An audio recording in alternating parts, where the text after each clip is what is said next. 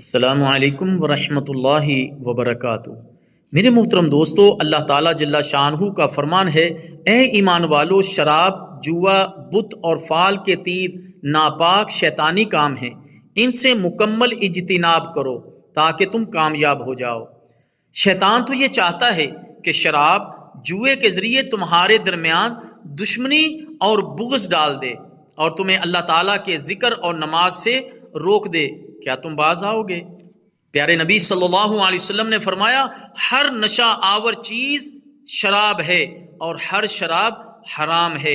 ایک دوسرے مقام پر فرمایا، چاہے اس کی مقدار تھوڑی کیوں نہ ہو، جس چیز کی زیادہ مقدار نشہ دے اس کی تھوڑی مقدار بھی حرام ہوتی ہے۔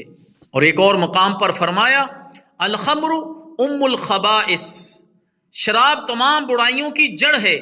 سیدنا عمر بن خطاب رضی اللہ تعالیٰ عنہ فرماتے ہیں، شراب وہ ہے جو عقل کو ڈھانپ لے۔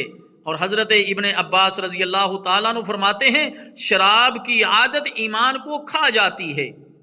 میرے محترم دوستو، نشہ ایک گناہ ہی نہیں بلکہ یہ گناہوں کی فیکٹری ہے۔ یہ نماز چھڑوا دیتی ہے، ماں باپ سے بدتمیزی سکھاتی ہے، بیوی بچوں پر ظلم کرواتی ہے اور انسان کو جانوروں سے بھی نیچے گرا دیتی ہے۔ اس لیے میرے محترم دوستو، شراب حرام ہے، چاہے اس کی مقدار تھوڑی کی نہ ہو۔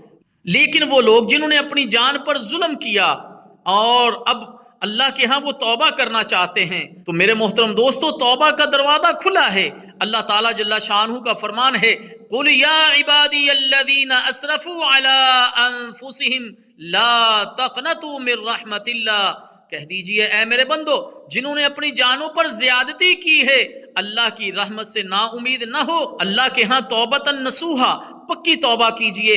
اللہ تعالیٰ جل شانہ معاف فرمانے والا ہے اور معاف کر دیتا ہے۔